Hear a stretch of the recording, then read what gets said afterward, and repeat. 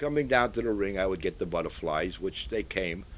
And as soon as the bell rang and, the butterflies were gone right away, especially if somebody hit me, I just enjoyed walking into the ring and letting the guy bang me a couple of times and just looking into his face and then bang him right back. And that was my my I don't know, my ego, I guess, whatever it was. And I just thought that, like, wow, hit me 10 times and let me hit you once. But that isn't no way to be a prize fighter, which I found out as the years went on.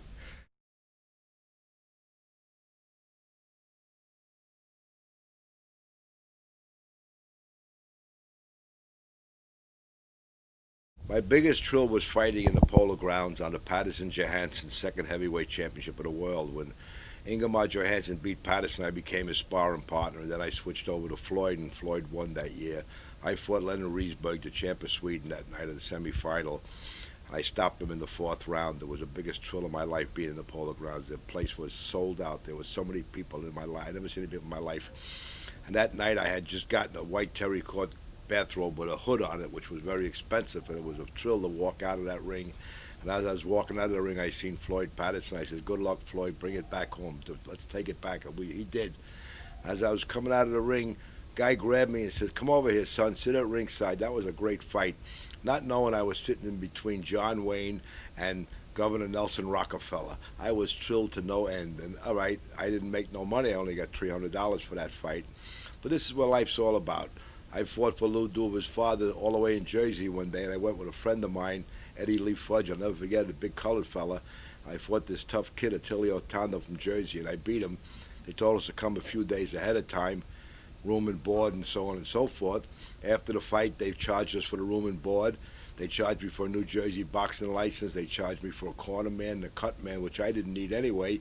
Before you know, I got $10. Me and this fella had a hitchhike back all the way to New York City. I was all busted up because it was a tough fight. And here I am with this big colored fella, very dear friend of mine. And boy, it was tough getting back to New York. We walked a lot that night. It was after a rough and tough fight.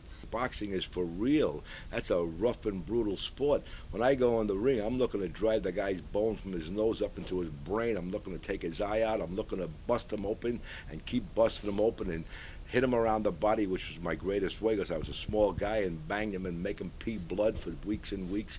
And that was my pleasure in life. But after the fight, we were best of friends, just like me and Bobby Halpern are. And just all the people. I was with Patterson, I was with Ingemar Johansson, I was with Hurricane Jackson, Roland Lastaza, Charlie Norkus. I boxed with all of them. And there was more wars in the gym than there was in a real fight. A real fight was easy.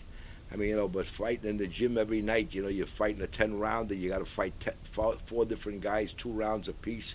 By the time you get to the last guy, you're pretty exhausted, but he's right there. But I did my best in the fight game, and I enjoyed the fight game. I've had some hard luck in the fight game, I think. Like I always laugh when I joke and I says, people ask me, what's your record? And I say, wow, I had 50 fights. I have a perfect record. I lost them all.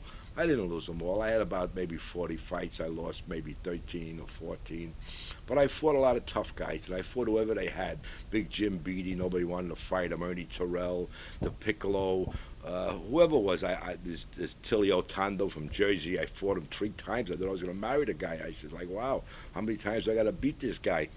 I wasn't a great fighter. I didn't know the art and self-defense of fighting and the Marcus of Queensberry rules. I could do it great in the gym. But once you hit me on the chin, man, then it's we got to go to war like it. I just want to fight and fight, and I want to kill you like, my best friend.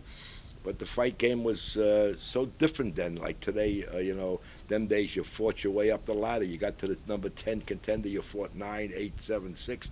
Today it's different. They rank guys out of number 50. They make them number 1, number 2. People say, Henny, man, I wish you were fighting today. I say, I wish I was fighting today. I'd be a multimillionaire without even fighting for the title.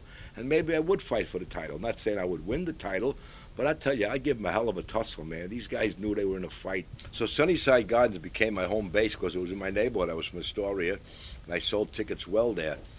And I went on from there, and I was making my way up the ladder, and I became number 11 ranked contender at one time, going back many years ago, which was pretty good because I think it was only 8 world champions.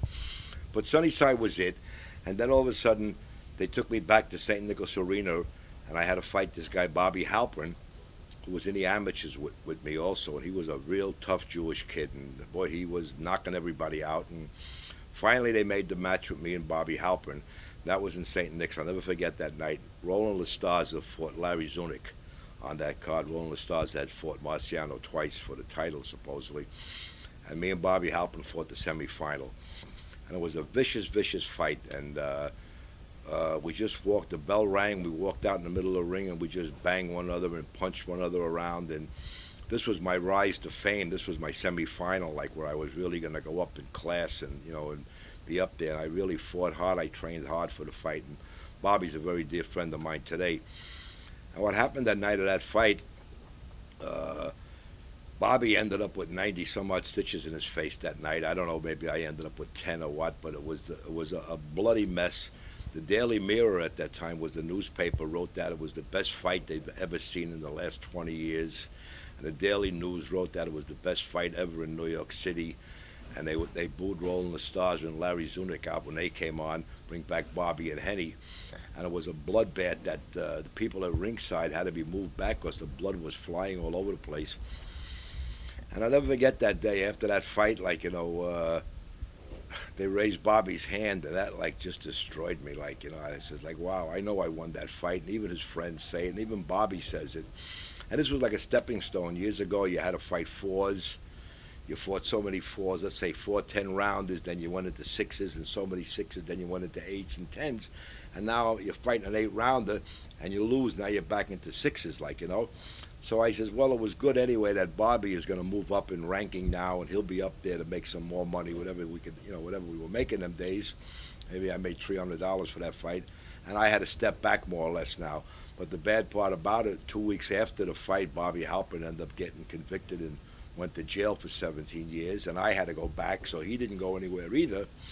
And I believe it. I mean, it was a tough fight. It was my toughest fight I ever had in my life, and I've fought a lot of big guys. I fought Jim Beattie, I fought Ernie Terrell, the Piccolo, and all these guys. I was a small heavyweight, 180 pounds, 182 pounds. And Bobby Halpern was smaller than me, believe it or not, and he was the toughest guy I ever fought. And I fought guys that outweighed me by 30, 40, 50 pounds, 6'7". Jim Beattie they had down as 6'10", 6'11". I know Jim was about 7 foot tall, and these guys couldn't do nothing. They couldn't dent me the way Bobby Halpern. It was a real tough fight.